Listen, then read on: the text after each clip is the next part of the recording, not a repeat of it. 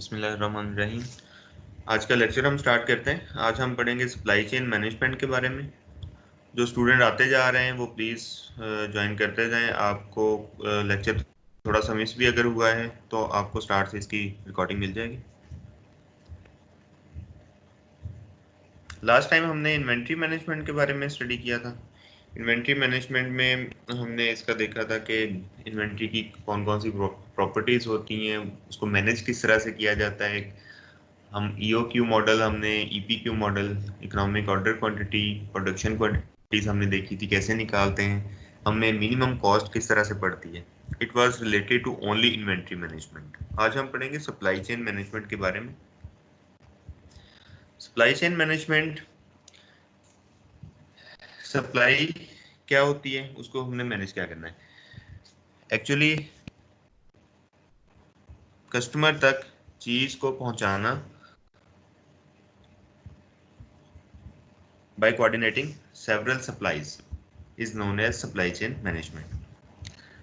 What is supply chain management? अगर बहुत simple words में अगर हम इसको डिफाइन करें, the management of the chains of the supplies. Now what are supplies, फिर उनकी चेन्स क्या होती हैं और उनको मैनेज कैसे किया जाता है। This is all about supply chain management. Customer को एक चीज़ प्रोवाइड करनी है, वो खाने की कोई चीज़ हो सकती है, वो पहनने की कोई हो सकती है, उसकी दूसरी ज़रूरत की हो सकती है, गाड़ी हो सकती है, घर की कोई और ज़रूरत की चीज़ हो सकती है। तो जब कस्टमर के पास पहुंचती है तो वो एक कंप्लीट पैकेज होता है। उस कंप्लीट पैकेज को प्रिपेयर करने के लिए बहुत बैक एंड से इसकी वर्किंग स्टार्ट होती है। फॉर एग्जाम्पल टेक्सटाइल से रिलेटेड हम बात करते हैं। एक शर्ट आपके घर तक पहुंचती है, आप ऑर्डर प्लेस करते हो या आप शॉप पे जाके उसको परचेज करते हो रिटेल शॉप के ऊपर, तो वो शर्ट आपको एक कंप्लीट पैकेज मिल रहा है। उस पैकेज के अंदर एक डब्बे के अंदर शर्ट पैक हुई है, उसके ऊपर उसके टैग्स लगे हुए हैं, उसको पिंस के साथ अच्छी तरह से पैकिंग उसकी की गई है, फिर उसका फैब्रिक है, उसकी टाइप्स हैं, वो आपको एक कंप्लीट पैकेज मिल रहा है। उसके पीछे उस कंप्लीट पैकेज को वहां तक पहुंचाने के लिए बहुत सारी एक्टिविटीज इन्वॉल्व हैं, बहुत सारे मटेरियल्स इन्वॉल्व हैं। उन सारे मटेरियल्स और एक्टिविटीज को इकट्ठा कर लें, उस हर एक्टिविटी और मटेरियल को पहुंचाने के लिए चेन्स को कोऑर्डिनेट कर लें, तो ही आप तक वो शर्ट पहुंचती है। अब उन सारी एक्टिविटीज को, उन सारी चेन्स को आपस में कोऑर्डिनेट करवाना, टाइमली उनकी आपस में इंटीग्रेशन करना, that is the management of the supplies.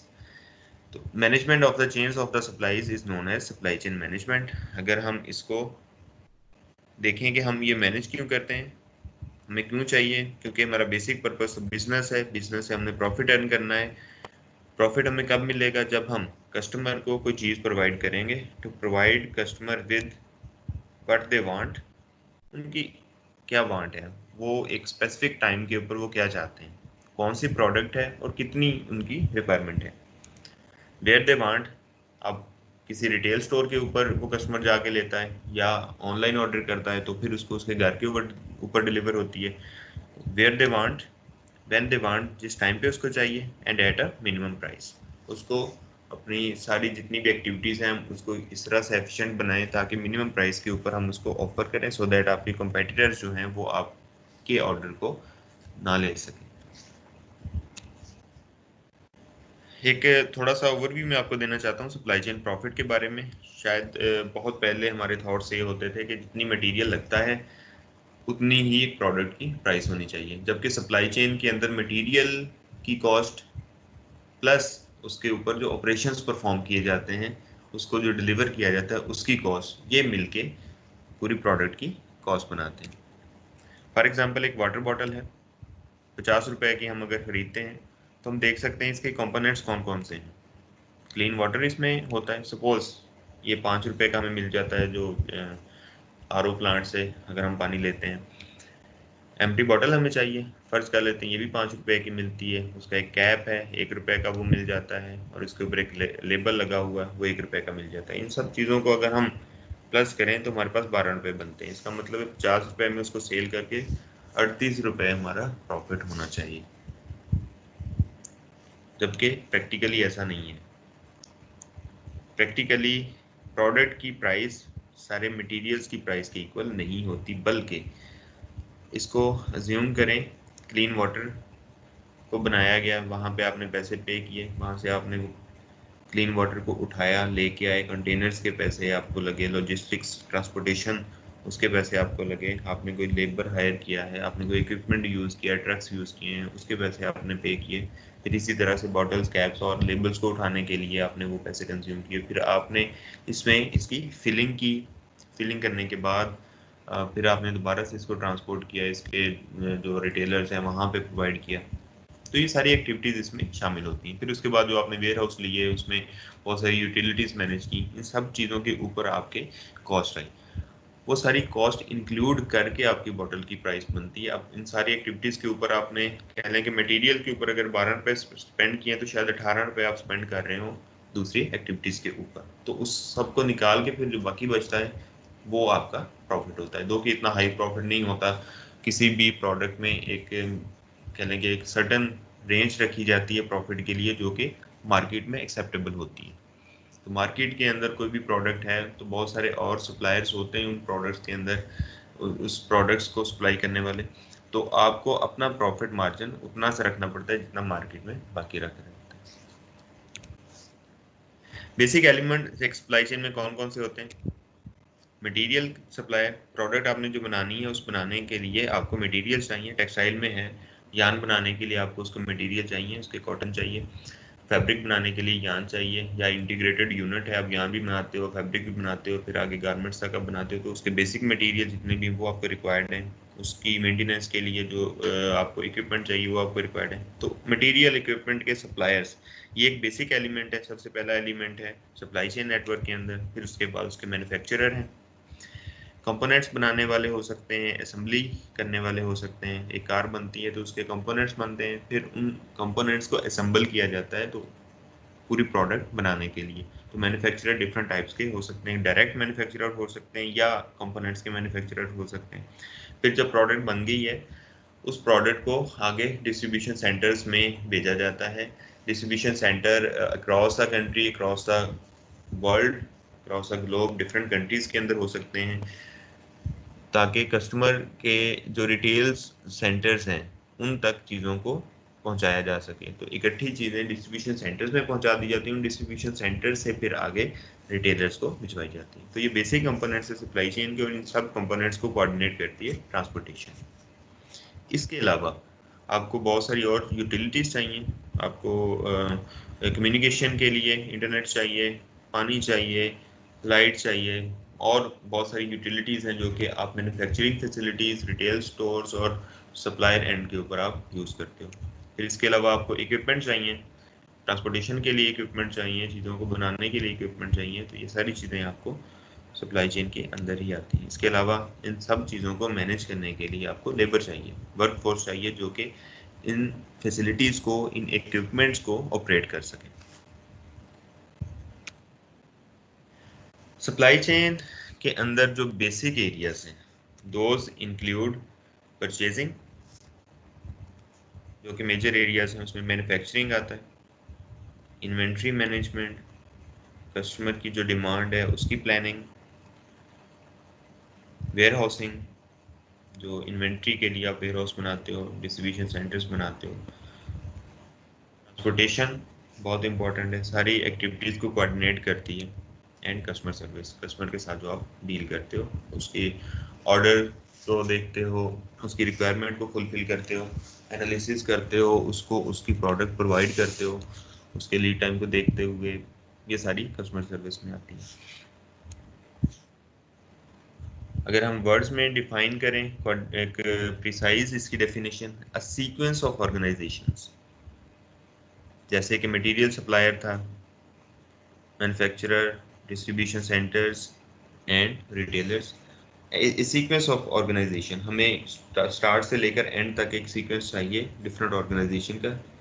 There facilities, functions and activities, अब उन ऑर्गेनाइजेशन में जो फैसिलिटीज प्रोवाइड की जाती हैं, वो जो फंक्शंस या एक्टिविटीज परफॉर्म करते हैं, वो सारा that are involved in producing and delivering products और सर्विसेज। तो सप्लाई चेन उन सब एक्टिविटीज, फंक्शंस और फैसिलिटीज़ का नाम है, जो कि डिफरेंट ऑर्गेनाइजेशंस यूज़ करती हैं। उनकी आपस में कोऑर्डिनेशन करने के बाद हम एक आउटपुट लेते हैं, जो कि एक प्रोडक्ट या सर्विस की फॉर्म में हो सकता है।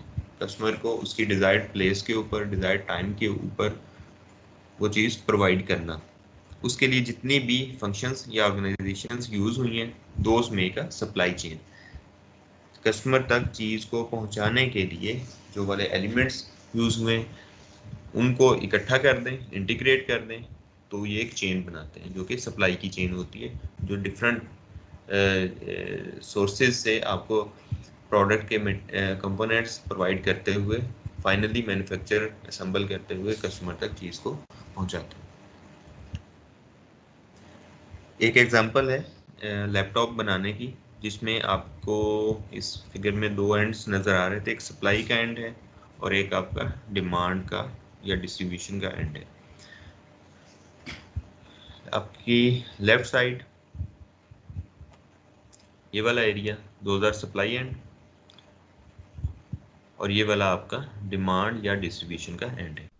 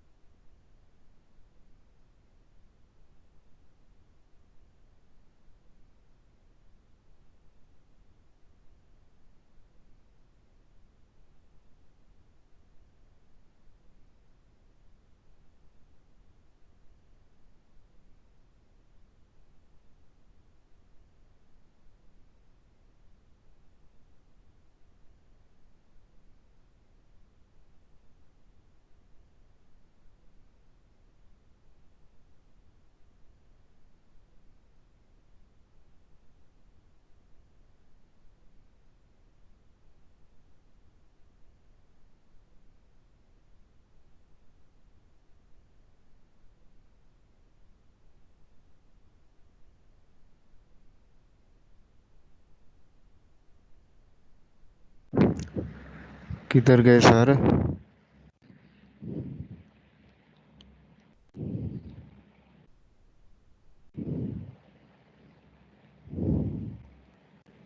पता नहीं एकदम से आवाज आना बंद हो गई। वो तो इधर मीटिंग में ही नहीं है, रिमूव कर दिया किसी ने।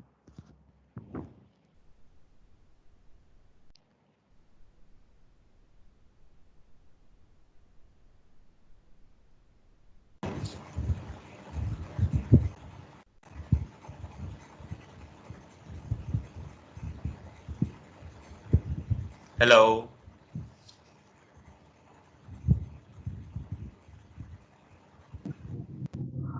जी जी सर, अब आ रही है आवाज। आ रही है आवाज़? ठीक है। वो लाइट का थोड़ा इशू हुआ था, बंद हो गई थी। दोबारा से वहीं से स्टार्ट करते हैं। हम सप्लाई चेन के बारे में पढ़ रहे थे।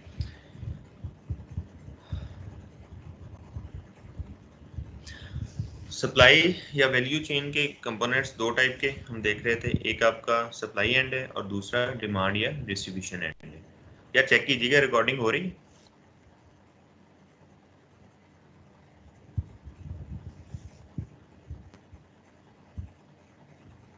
जी अच्छा, सर, लिखा तो हुआ है कि रिकॉर्डिंग हाँ ठीक है, हो रही है स्टार्ट।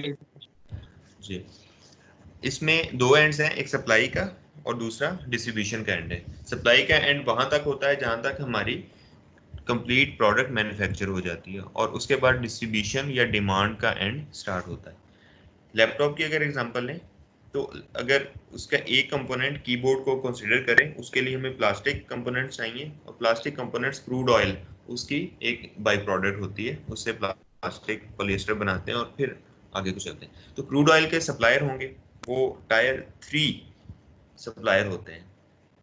उसके बाद उसके प्लास्टिक के कंपोनेंट्स, प्लास्टिक ग्रैनुअल्स बनते हैं, दोज आर टायर 2 सप्लायर्स। फिर उससे आगे कीबोर्ड बनेगा, वो टायर 1 सप्लायर होंगे जो कि डायरेक्ट लैपटॉप वाली कंपनी को कीबोर्ड सप्लाई करेंगे।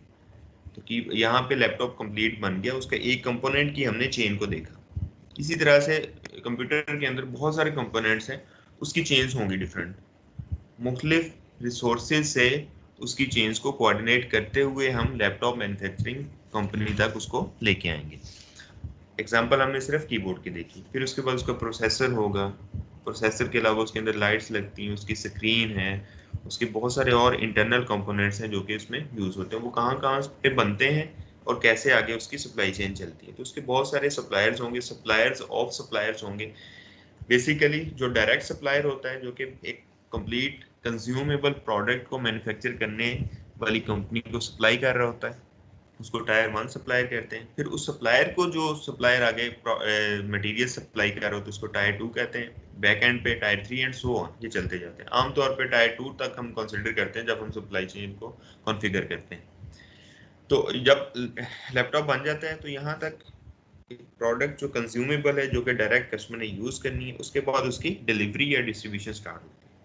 तो डिलीवरी और डिस्ट्रीब्यूशन कैसे आगे को मूव करती है, लैपटॉप बनने के बाद कंप्यूटर होलसेलर को जाएगा, होलसेलर फिर आगे जो रिटेल स्टोर है, कंप्यूटर्स का स्टोर है, बहुत ज़्यादा कंप्यूटर जहाँ पे रखे जाते हैं वहाँ पे जाएगा। फिर उसके बाद जो लैपटॉप का कस्टमर है जिसने यूज़ करना है, जो कंज्यूमर है, वो उसको वहाँ से परचेज करके ले आएगा। अब ये लैपटॉप सिर्फ एक होलसेलर के पास नहीं जाएगा। फॉर एग्जांपल फैसलाबाद के डिफरेंट रीजन है, 2-3 रीजन के अंदर होलसेलर डिस्ट्रीब्यूशन सेंटर के साथ बैठे हुए हैं कि वहाँ पे जो रिटेल स्टोर्स हैं वहाँ पे लैपटॉप्स को प्रोवाइड करना। तो वो डिस्ट्रीब्यूशन सेंटर एक सिटी में 2-3 हो सकते हैं, या कह लें कि 2-3 सिटीज़ के अंदर एक बना दिया दरमियान में, जो कि सिटीज़ के जो रिटेलर्स उनको प्रोवाइड करें एंड सो ऑन। तो पूरे वर्ल्ड के अंदर उसके डिस्ट्रीब्यूशन सेंटर और होलसेलर्स होंगे जो कि रिटेल स्टोर जहाँ से कस्टमर जाके बाई करेगा और फिर उसके बाद वो कस्टमर के पास पहुँच जाएगा। तो ये वाला इसका डिस्ट्रीब्यूशन एंड है जिसमें आपके पास होलसेलर, रिटेलर और फिर एंड कंज्यूमर आ जाता है। और ये वाला आपका सप्लायर एंड है सप्लाई चेन का, जिसमें आपका tyre 1, tyre 2, tyre 3 and so on उसके सप्लायर्स होंगे। सप्लाई चेन को वैल्यू चेन भी कहा जाता है क्योंकि इसके हर एंड से गुजरने के बाद हर एक जो एचिलॉन इसको कहते हैं, या कह लें कि उसका एक कंपोनेंट है सप्लाई चेन का, उससे गुजरने के बाद प्रोडक्ट के अंदर कोई ना कोई वैल्यू एडिशन होती है। जैसे क्रूड ऑयल है, उसको चेंज करके प्लास्टिक ग्रैनुअल्स बनाया गया, जब प्लास्टिक के कंपोनेंट्स बन गए फिर उसको कीबोर्ड बनाया गया, अब उसकी शेप में चेंज आती जा रही है, उसकी वैल्यू में चेंज आता जा रहा है, इसलिए इसको वैल्यू चेन भी कहा जाता है। सप्लाई चेन मैनेजमेंट इसको डिफाइन करें, strategic coordination of business functions. जितने भी बिजनेस फंक्शन परफॉर्म करने, हमने बिजनेस फंक्शन के बारे में थोड़ा पढ़ा था अपने एक लेक्चर के अंदर, कौन कौन से बिजनेस फंक्शन होते हैं, जिसमें आपके ऑपरेशंस हैं, फाइनेंस है, इन्वेंट्री है एंड सो ऑन। उनकी strategic coordination within a business organisation and throughout its supply chain for the purpose of integrating supply and demand chains. Supply और demand की चेन्स हमने देखी, product complete consumable बनने से पहले वाली जो भी चेन है दैट इज सप्लाई चेन, और उसके बाद वाली जो चेन है डिस्ट्रीब्यूशन तक, कस्टमर तक पहुंचाने तक, दोज आर डिमांड चेन। इनको इंटीग्रेट करना है, इनको आपस में ज्वाइन करना है, सो दैट कंपोनेंट्स, मटेरियल्स से गुजरते हुए, मैन्युफैक्चरिंग फैसिलिटीज से गुजरते हुए, फाइनली डिस्ट्रीब्यूशन सेंटर से होते हुए कस्टमर तक चीज़ को पहुंचा दिया जाए in efficient way, minimum cost के ऊपर। That is known as supply chain management. Main components are strategy, procurement, supply management, demand management and logistics. सबसे पहले आपने सप्लाई चेन मैनेजमेंट के लिए स्ट्रेटजी बनानी है। स्ट्रेटजी में कौन कौन सी चीज़ें आती हैं कि सप्लायर कौन से होंगे, कहाँ कहाँ से आप चीज़ें परचेज करेंगे, बहुत बड़ा टॉपिक है कि सप्लायर की सिलेक्शन किस बेस पे की जाती है, कहाँ पे होना चाहिए, क्वालिटी उससे देखनी है, क्वांटिटी देखनी है, उसकी प्रोडक्शन कैपेसिटीज देखनी है, उसकी लोकेशन देखनी है, कौन कौन से सप्लायर्स हमने सेलेक्ट करने हैं, फिर हमारी मैन्युफैक्चरिंग फैसिलिटीज़ कहाँ कहाँ पे होनी चाहिए, हमने खुद बनानी है चीज़ें, प्रोक्योर करनी है, लॉजिस्टिक्स हमने थर्ड पार्टी से लेनी है जो कि चीज़ों को सप्लाई करेगी, या हमने खुद से अपनी परचेज करके लगानी है, नेटवर्क क्या होगा सप्लाई चेन का, को कहाँ कहाँ पे डिस्ट्रीब्यूशन सेंटर्स हम बनाएंगे सो दैट हम रिटेलर्स की नीड को एफिशिएंटली मीट कर सकें, हम कम से कम ट्रांसपोर्टेशन के ऊपर स्पेंड करते हुए सारे रिटेल स्टोर्स के ऊपर अपनी चीज़ों को पहुंचा सकें। तो ये सारे स्ट्रेटेजिक डिसीजन है, स्ट्रेटेजीज में आती हैं कि एक कंपोनेंट है सप्लाई चेन का स्ट्रेटेजी बनाना, फिर उसके बाद नेक्स्ट जब ये सारी कॉन्फ़िगरेशन होगी कहाँ कहाँ पे कौन से सप्लायर्स हैं कैसे करना है, फिर उसके बाद आ जाता है प्रोक्योरमेंट, आपने जो कंपोनेंट्स जो मटेरियल्स परचेज करने उसका डिपार्टमेंट आ जाता है। फिर सप्लाई की मैनेजमेंट है कि जब जहाँ पे फाइनल कंज्यूमेबल चीज़ बन रही है वहाँ तक उसके कंपोनेंट्स पहुँचाना, उनकी सबकी कंपोनेंट्स की सप्लाई उसको मैनेज करना है। डिमांड मैनेजमेंट, फिर कस्टमर का एंड आ जाता है, आपकी मार्केटिंग है वो कस्टमर को देखती है, चीज़ का सेल होने वाली पॉइंट्स देखती है, फिर सीजन्स को मद्देनजर रखते हुए वो अपनी डिमांड की प्लानिंग करती है कि सीजन में कितना होगा, फिर ऑपरेशंस को दिया जाता है। तो ये सारी डिमांड की मैनेजमेंट है जो कि सप्लाई चेन में की जाती है। लॉजिस्टिक्स इन सारी चीज़ों को कोऑर्डिनेट करती है कि आपने चीज़ों को एक जगह से दूसरी जगह पे मूव करवाना है तो उसके लिए जो इक्विपमेंट, जो ट्रांसपोर्टेशन, जो लोग, ये सारी चीज़ें यूज़ होती हैं। ये इसके बेसिक कंपोनेंट है सप्लाई चेन के। An important aspect is flow management. 3 तरह के बेसिक फ्लोज होते हैं सप्लाई चेन मैनेजमेंट में, product, information and cash. Product is the main focus, लेकिन उसके साथ हमें इंफॉर्मेशन भी चाहिए होती है और कैश भी चाहिए होता है। प्रोडक्ट जो हमने कस्टमर को सप्लाई करनी है वो इंफॉर्मेशन की बेस के ऊपर ही हमने सप्लाई करनी होती है। हमें कस्टमर से लेकर ऑपरेशंस और उससे पीछे जो सप्लायर्स हैं वहाँ तक बैक एंड इंफॉर्मेशन का फ्लो होता है। जब कस्टमर की तरफ से हमें पता चलता है कि कौन सी प्रोडक्ट चाहिए, इसकी स्पेसिफिकेशंस क्या होती हैं, तो जो डिज़ाइन या इंजीनियरिंग डिपार्टमेंट्स हैं वो उसको देखते हैं कि प्रोडक्ट की ये स्पेसिफिकेशन है, ये मटेरियल चाहिए, वो फिर बैक एंड सप्लायर की तरफ इंफॉर्मेशन को फ्लो करते हैं और फिर जो प्रोडक्ट है वो बैक एंड से फॉरवर्ड एंड की तरफ मूव करती है कि सप्लायर ने मटेरियल्स को सप्लाई किया, आगे नेक्स्ट स्टेप के ऊपर आ गया, असेंबली हुई, कंपोनेंट्स बने, फिर उसके बाद जो फाइनल कंज्यूमर प्रोडक्ट है वो बनी, मार्केटिंग ने आगे फिर कस्टमर तक फाइनली उसको पहुंचा दिया। तो एक साइड को मूव करती है इंफॉर्मेशन, दूसरी साइड को मूव करती है प्रोडक्ट। दो के इंफॉर्मेशन फॉरवर्ड भी मूव करती है, क्योंकि जब एक सप्लायर ने मटेरियल फॉरवर्ड कर दिया, रिक्वायरमेंट के अलावा दूसरी इंफॉर्मेशन उसने आगे अपने जो बायर हैं उनको प्रोवाइड करनी है। फिर आ जाता है कैश फ्लो। अब आपका कैश फ्लो किस तरह से होता है, ठहरे मैं आपको बुक से चीज़ एक बार दिखा दूँ।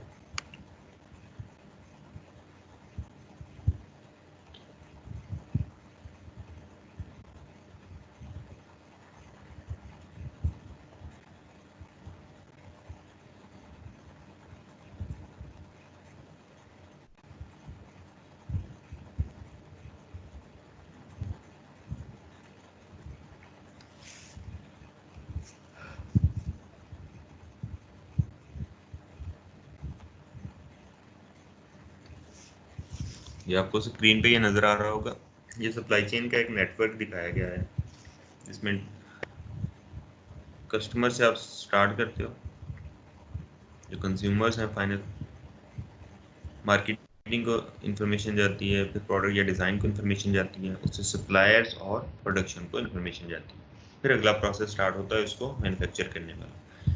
इसमें आपके पास रेड गुड्स या सर्विसेज प्रोडक्ट्स की लाइन है और ये वाले एरोज शो करते हैं फ्लो ऑफ कैश। सप्लायर ने प्रोडक्शन को सप्लाईज देनी है, मटेरियल्स प्रोवाइड करने हैं, और प्रोडक्शन ने जो मटेरियल्स उससे लिए हैं उसके पैसे सप्लायर को प्रोवाइड करने, कैश इधर को मूव करेगा। इसी तरह से सप्लायर्स से प्रोडक्शन, प्रोडक्शन से लॉजिस्टिक्स, लॉजिस्टिक्स से कस्टमर्स, रिवर्स लॉजिस्टिक्स बाद में देखते हैं। इस तरफ को आपकी प्रोडक्ट मूव कर रही है। और फिर कस्टमर से पैसे लेकर लॉजिस्टिक्स, लॉजिस्टिक्स से प्रोडक्शन और प्रोडक्शन से सप्लाई, यहाँ तक ये मूव कर रहे हैं। फिर एंड के ऊपर एक रिवर्स लॉजिस्टिक्स का दिखाया गया। रिवर्स लॉजिस्टिक्स क्या चीज़ है? कस्टमर कुछ चीज़ें जब यूज़ कर लेते हैं तो उनको एनवायरमेंटल एस्पेक्ट को देखते हुए कि पोल्यूशन क्रिएट ना हो, लैंडफिल्स ना हो, तो उसको दोबारा से सप्लाई चेन के अंदर लेके आया जाता है, उसको दोबारा से मैन्युफैक्चर किया जाता है, उससे मटेरियल रिकवर किया जाता है या कुछ कंपोनेंट्स रिकवर करके प्रोडक्ट दोबारा से बनाई जाती है। तो वो वाले ऑपरेशन रिवर्स लॉजिस्टिक्स कहलाते हैं। तो कस्टमर जो है वो प्रोडक्ट यूज़ करने के बाद सेल भी कर देते हैं। जैसे कि सेकेंड हैंड मोबाइल हैं, आप सेल कर देते हो, लैपटॉप्स हैं वो सेल होते हैं, कपड़े भी सेल होते हैं। तो वो फिर जो रिवर्स लॉजिस्टिक्स वाली शॉप्स हैं उसके जो चैनल्स हैं वहाँ पे वो चीज़ें इकट्ठी कर दी जाती हैं और पैसे जो हैं, जो कैश है, वो कस्टमर को उसके मुताबिक दे दिए जाते हैं। तो ये कैश का और प्रोडक्ट्स का फ्लो है। ये बेसिक 3 तरह के फ्लो जो कि सप्लाई चेन के अंदर होते हैं: product, information and cash flow.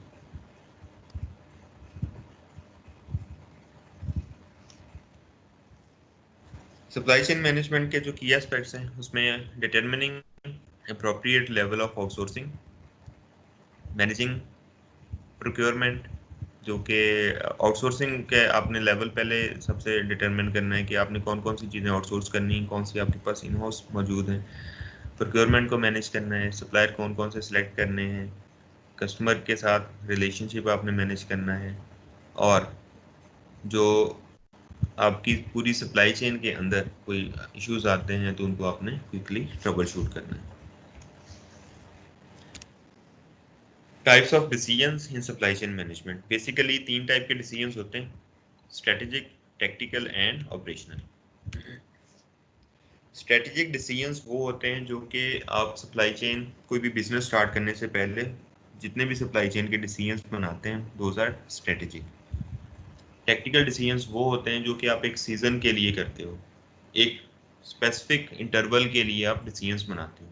और ऑपरेशनल जो कि आपके प्रोडक्शन फ्लोर के ऊपर हो रहते हैं, जो कि छोटे डिसीजंस होते हैं, जो कि प्रोडक्शन को मैनेज करने के लिए या सप्लाई को मैनेज करने के लिए टाइम टू टाइम हम साथ साथ करते रहते हैं।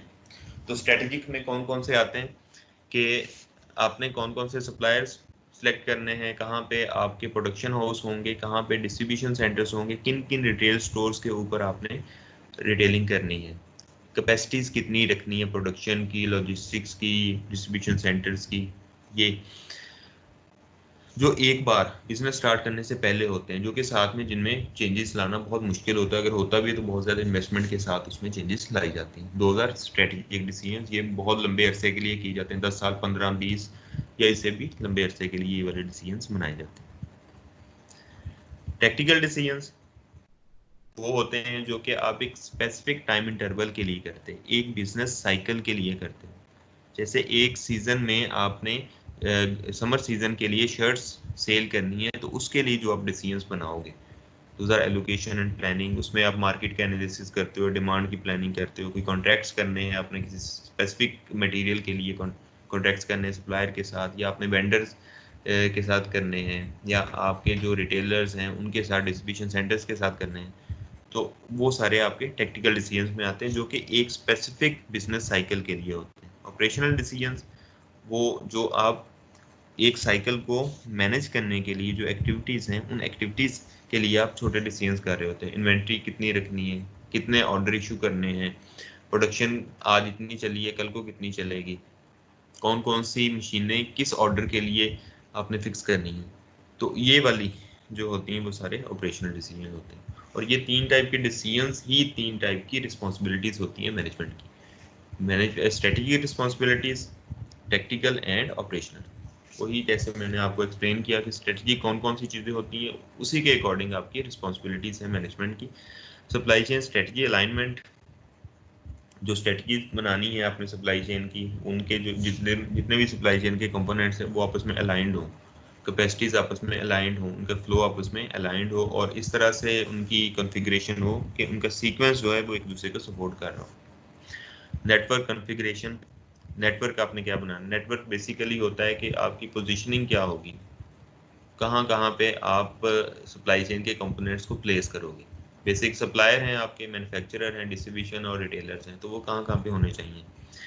इंफॉर्मेशन टेक्नोलॉजी, आपने जो डाटा मैनेजमेंट है, जो इंफॉर्मेशन को मैनेज करना है अपने बिजनेस की, वो आपने कौन सा मेथड अडॉप्ट करना है, आप कौन सा सिस्टम लेके आ रहे हो। जैसे कि आमतौर पे ERP यूज़ होता है, ओरेकल यूज़ होते हैं, या कोई और सिस्टम यूज़ होते हैं, तो आप अपने बिजनेस को किस सिस्टम के ऊपर मैनेज करना चाहते हो, तो इंफॉर्मेशन टेक्नोलॉजी कौन सी आप अडॉप्ट करोगे। तो ये एक दिन में ही सारा चेंज नहीं होता, आप जितना भी डाटा स्टार्ट से उसमें सेव करना शुरू करते हो, फिर सारा दूसरे सिस्टम के ऊपर कन्वर्ट करना, ये बहुत एक बड़ा काम होता है। तो ये स्ट्रेटेजिक रिस्पॉन्सिबिलिटीज में ही आता है। Products and services, the basic one, के स्ट्रेटेजिक डिसीजन में आता है कि आपने कौन सी प्रोडक्ट या सर्विस डिलीवर करनी है, किसके लिए आप बिजनेस को प्लान कर रहे हो, कैपेसिटी कितनी कितनी रखनी है डिफरेंट डिपार्टमेंट्स की, या जो भी अपने नेटवर्क के अंदर आपके एलिमेंट्स हैं उनकी कैपेसिटी कितनी होगी। स्ट्रेटेजिक पार्टनरशिप्स, कौन कौन से सप्लायर्स या रिटेलर्स या डिस्ट्रीब्यूटर्स के साथ आपने पार्टनरशिप बनानी है। डिस्ट्रीब्यूशन स्ट्रेटजी क्या होगी, डिस्ट्रीब्यूशन स्ट्रेटजी में आता है कि आपके डिस्ट्रीब्यूशन सेंटर कहाँ पे है, कौन कौन से रिटेलर्स को सर्व कर रहे हैं। रिस्क और अनसर्टेनिटी, इनको आपने रिड्यूस कैसे करना है कि बिजनेस में आपकी सक्सेस के चांसेस ज़्यादा हो। टेक्निकल रिस्पॉन्सिबिलिटीज, जैसे मैंने आपको बताया, एक स्पेसिफिक बिजनेस साइकिल के लिए जो आप फंक्शन परफॉर्म करते हो वो टेक्निकल होते हैं। उसमें फोरकास्टिंग है, एक सीज़न के लिए आपने फोरकास्ट की है। सोर्सिंग है, उस सीज़न के लिए आपने अपने materials, equipment, components, maintenance materials, वो सारे आपने परचेज किए।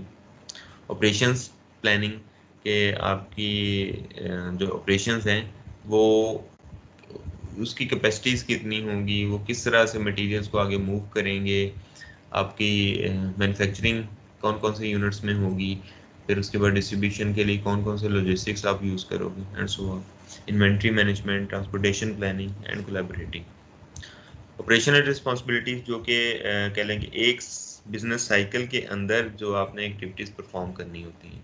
अब डे टू डे बेसिस के ऊपर आप मशीन्स की कैपेसिटीज़ प्लान करते हो, आप स्टोर से मटेरियल इशू करते हो, आप मेंटेनेंस के प्लान्स बनाते हो, ये सारे आपके ऑपरेशनल डिसीजंस होते हैं, और ये रिस्पॉन्सिबिलिटीज़ आपकी ऑपरेशनल रिस्पॉन्सिबिलिटीज़ कहलाती हैं। उसमें स्केड्यूलिंग है, आप मशीन की स्केड्यूलिंग करते हो, कौन कौन सी मशीनें किस दिन पे या कितने आवर्स के लिए कौन से ऑर्डर पे चलेंगी। रिसीविंग है, जब मटेरियल आपका स्टोर से इशू होता है तो प्रोडक्शन फ्लोर पे आता है, वो आप रिसीव करते हो, उसकी क्वालिटी चेक करते हो। ट्रांसफार्मिंग है, ये प्रोडक्शन प्रोसेस है जिसमें ट्रांसफॉर्मेशन होती है, एक शेप से दूसरी शेप में मटेरियल कन्वर्ट होता है प्रोडक्ट में, फाइनल में। ऑर्डर फुलफिलिंग, आप कस्टमर के ऑर्डर को देखते हो रोज़ाना की बेस के ऊपर, एक कंटेनर फिल हो रहा है, 2 कंटेनर फिल हो रहे हैं, या कुछ दिनों बाद एक कंटेनर फिल हो रहा है, तो वो ऑर्डर को उसके अकॉर्डिंग मॉनिटर किया जाता है और फुलफिल किया जाता है। इन्वेंट्री को देखा जाता है, शिपिंग उसकी की जाती है, इन्फॉर्मेशन की sharing day to day basis के ऊपर एवरी डे की जाती है, कस्टमर से ऑपरेशंस पे में की तरफ और ऑपरेशन से कस्टमर की तरफ इंफॉर्मेशन फ्लो करती है, और उसकी कंट्रोलिंग।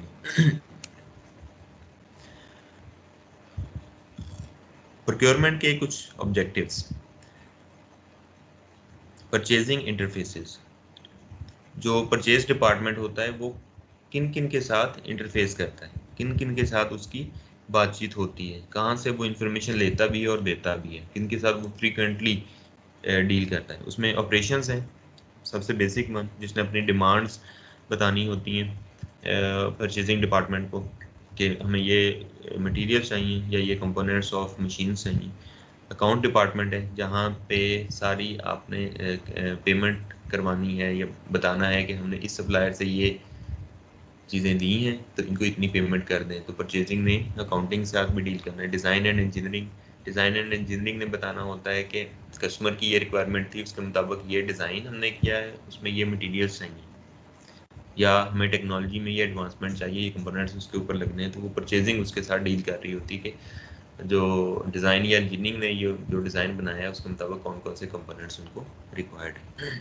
रिसीविंग, रिसीविंग डिपार्टमेंट होता है, क्वालिटी भी उसके साथ रिलेटेड होती है कि जब ऑर्डर को रिसीव किया जाता है, परचेजिंग ने सप्लायर को ऑर्डर कर दिया, फिर वो ऑर्डर आ गया तो उसमें रिसीविंग ने उसको रिसीव करना है, उसने ये देखना है कि जो क्वांटिटी और क्वालिटी हमने कही थी वही वाली हमारे पास आ गई है, जो डिलीवरी टाइम था उसके मुताबिक हमारे पास आ गई है। तो अब उसने एज ओके कहना है परचेजिंग को हमारे पास आ गई है, तो बाकी फंक्शन परफॉर्म करें। तो फिर परचेजिंग अकाउंट्स को कहेगी या ऑपरेशंस को कहेगी, ऑपरेशंस को कहेगी आपको मटेरियल आ गया इन्फॉर्मेशन देगी, अकाउंट्स को कहेगी ये आ गए इनकी पेमेंट कर दें एंड सो ऑन। और मोस्ट इम्पॉर्टेंट सप्लायर्स, परचेजिंग का सप्लायर के साथ भी डायरेक्ट कॉन्टैक्ट होता है, क्योंकि उन्होंने वहाँ पे अपनी सारी इंफॉर्मेशन प्रोवाइड करके मटेरियल जो है वो परचेज करनी है। उसी की इलस्ट्रेशन है कि जो परचेजिंग है उनकी एक ऑर्गेनाइजेशन में किन किन के साथ इंटरेक्शन हो रहा होता है। ऑपरेशंस के साथ है, लीगल डिपार्टमेंट्स के साथ होता है। लीगल के साथ इसलिए होता है कि कुछ कॉन्ट्रैक्ट्स करने होते हैं, कोई सप्लायर जो होते हैं वो लॉन्ग टर्म सेलेक्ट किए जाते हैं, या लॉन्ग टर्म ना भी एक बार ही करना हो तो उसकी बिडिंग की जाती है, ऑप्शंस की जाती हैं चीज़ों की। तो उसके लिए लीगल डिपार्टमेंट डॉक्यूमेंटेशन के लिए उसके साथ डायरेक्ट डील कर रहा होता है। अकाउंटिंग जैसे उसकी पेमेंट वगैरह के लिए, क्वांटिटीज़ को कंफर्म करने के लिए, तो परचेजिंग ने उसको कहना है वो बिल पे कर दें। डाटा प्रोसेसिंग, जितना भी रिक्वायर्ड डाटा है जो कि मटेरियल से रिलेटेड होगा या इक्विपमेंट से रिलेटेड होगा, वो सारा उसको परचेजिंग को बताया जाता है। इस तरह डिज़ाइन और रिसीविंग आपको पहले एक्सप्लेन किया। और सप्लायर के साथ डेफिनेटली सप्लायर ने को परचेजिंग ने अपनी इंफॉर्मेशन देनी है, सबके साथ डील करने के बाद जो फाइनल होगा सप्लायर को बताना, और सप्लायर से उसकी प्रोडक्ट्स की रिसीविंग के लिए उसको कहना है। Purchasing cycle. Series of steps that begin with the request for purchase and end with notification of shipment received in satisfactory condition. इसको पूरे को परचेजिंग साइकिल कहा जाता है कि जितने भी स्टेप्स इन्वॉल्व हैं, स्टार्ट कहाँ से होता है कि परचेज की रिक्वेस्ट आपने सेंड की, और एंड कहाँ पे होता है, आपको नोटिफाई कर देता है रिसीविंग डिपार्टमेंट कि हमारे पास जितनी क्वांटिटी जिस क्वालिटी की चाहिए थी वो ऑन टाइम हमारे पास आ गई है, we are satisfied. So this whole one is known as purchasing cycle. उसमें पहला step purchasing receives requisition. Operations ने परचेजिंग को रिक्वेजिशन दी कि ये मटेरियल हमें चाहिए। उसके अंदर क्या लिखा होगा, कौन कौन से आइटम चाहिए, टाइप ऑफ प्रोडक्ट या मटेरियल, उसकी कितनी क्वांटिटी और किस क्वालिटी में, कौन कौन सी उसकी स्पेसिफिकेशंस होनी चाहिए, और किस डेट तक हमें चाहिए। वो प्रोडक्शन के हिसाब से अपना ऑपरेशन प्लान करता है कि इस डे को प्रोडक्शन स्टार्ट होनी है तो इस डे तक हमारे मटेरियल्स यहाँ पे अवेलेबल होने चाहिए। And who is requesting the purchase, के प्रोडक्शन में से, ऑपरेशंस में से कौन है, कौन से डिपार्टमेंट उसको रिक्वेस्ट जनरेट कर रहे हैं। सप्लायर सिलेक्शन, फिर परचेज अगला काम करेगा, सप्लायर को सिलेक्ट करेगा। उसके बाद रिक्वेजिशन आ गई, उसने देखना है कौन कौन सी स्पेसिफिकेशंस है, कौन सी क्वालिटी रिक्वायर्ड है, कौन से सप्लायर ये क्वालिटी बनाते हैं। फिर उसमें से फिर वो चूज़ करेगा कि किसके पास कैपेसिटी है, जितनी क्वांटिटी हमें चाहिए वो बनाने की इतने टाइम, और उनमें से फिर वो सिलेक्ट करेगा कि कौन से मिनिमम कॉस्ट के ऊपर हमें ये प्रोवाइड कर देंगे। तो ये एक कह लें कि इंटीग्रेटेड प्रोसेस है। इसमें सबसे पहले देखा जाता है स्पेसिफिकेशंस कौन मीट करेगा, क्वांटिटी इतनी कौन बना सकता है उतने टाइम में, और कौन मिनिमम प्राइस के ऊपर हमें ये ऑफर करेगा। तो उसकी बेस के ऊपर सप्लाई सेलेक्ट किया जाता है। फिर ऑर्डर प्लेस किया जाता है।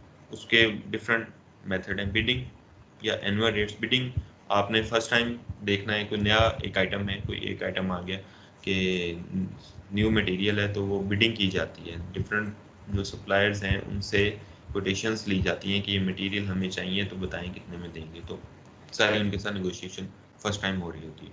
और एनुअल रेट्स कुछ बेसिक मटेरियल्स होते हैं, ज़्यादातर बेसिक मटेरियल होते हैं। एक प्रोडक्ट बन रही है तो उसके मटेरियल ऑलरेडी सप्लायर हमने एफिशिएंट सप्लायर जो सेलेक्ट किए हुए होते हैं, उनके साथ एनुअली रेट्स डिसाइड होते हैं। वो जस्ट रेट डिसाइड होने होते हैं, प्रोडक्ट क्वांटिटी बतानी होती है कि मटेरियल की इतनी क्वांटिटी हमें चाहिए, तो वो हमारे पास आ जाती है। तो उन्हीं को फिर ऑर्डर प्लेस किया जाता है।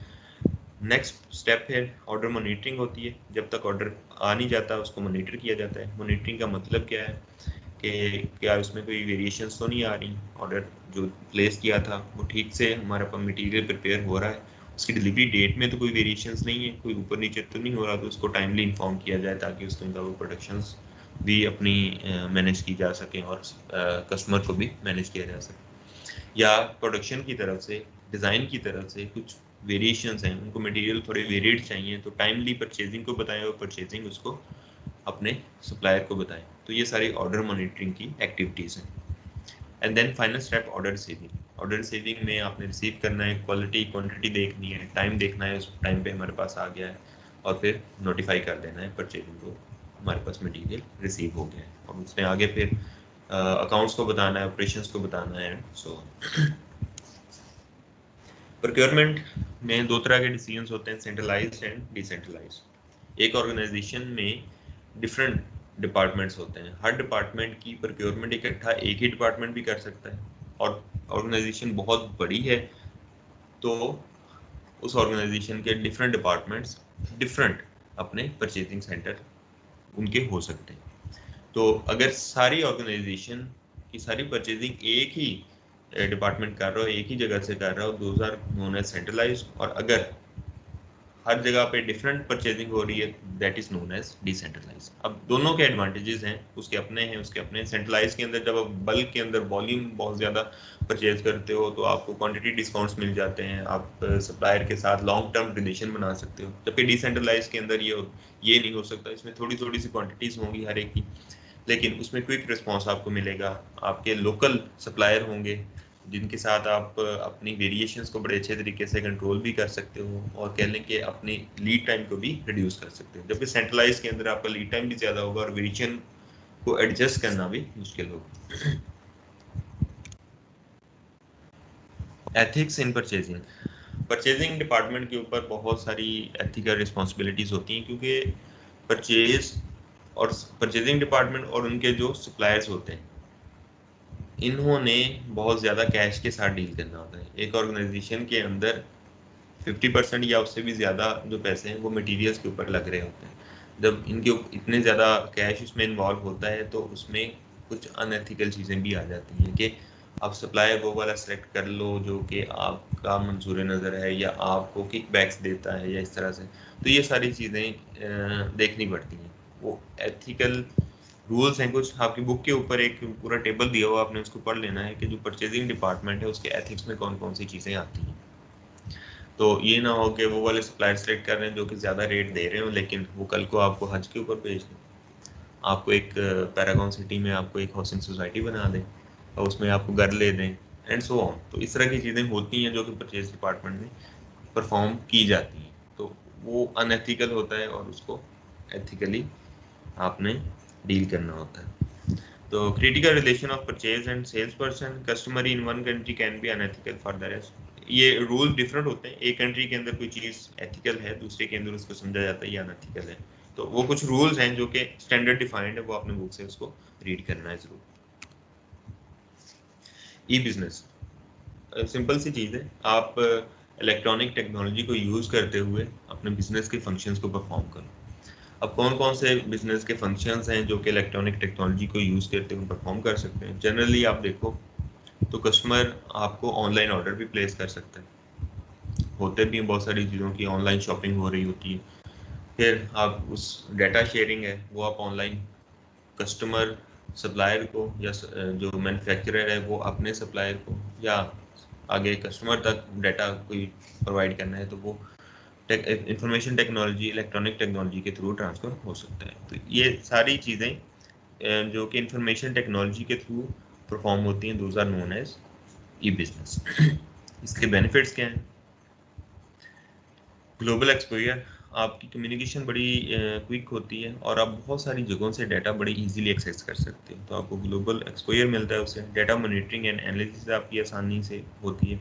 कस्टमर चॉइस अवेयरनेस, चूँकि ऑनलाइन है आपको डाटा शेयरिंग बड़ी क्विक होती है, तो आप बहुत जल्दी अपने कस्टमर के बारे में इंफॉर्मेशन ले लेते हो, एक जगह से दूसरी जगह पे इंफॉर्मेशन बड़ी जल्दी ट्रांसफ़र हो जाएगी। शॉर्ट SCM रिस्पॉन्स टाइम, क्योंकि आपको कस्टमर ने डायरेक्ट बता दिया कि ये चीज़ चाहिए तो आपको जो सप्लाई चेन का टाइम है वो रिड्यूस हो जाता है, क्योंकि जब आपके जो सप्लायर हैं या मैन्युफैक्चरर हैं डायरेक्ट उन तक इंफॉर्मेशन पहुंच रही है तो वो बहुत जल्दी उस वाली जो वेरिएशन है उसको अपने प्रोसेस के अंदर ले आएंगे और बहुत जल्दी जो सप्लाई चेन के प्रोसेस हैं वो परफॉर्म हो जाएंगे।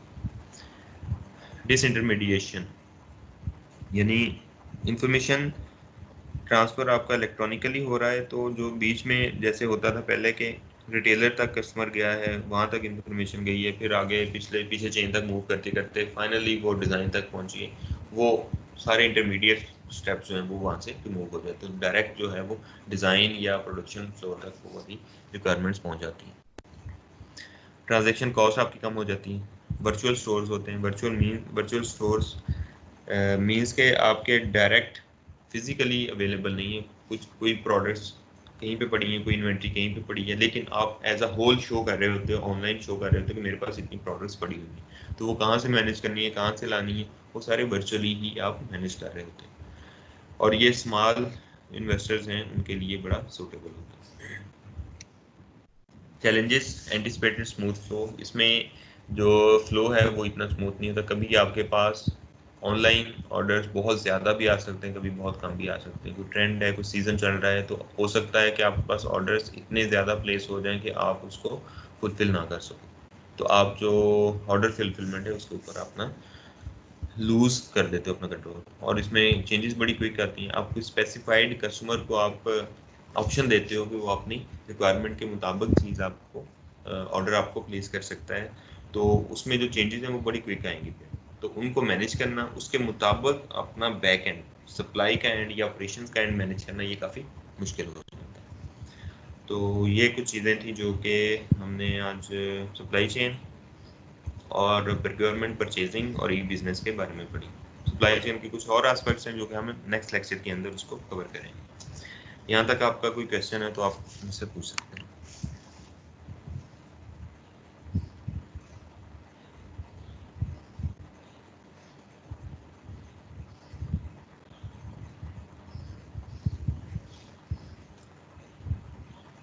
चलें ठीक है, लेक्चर को हम यहाँ पे क्लोज करते हैं।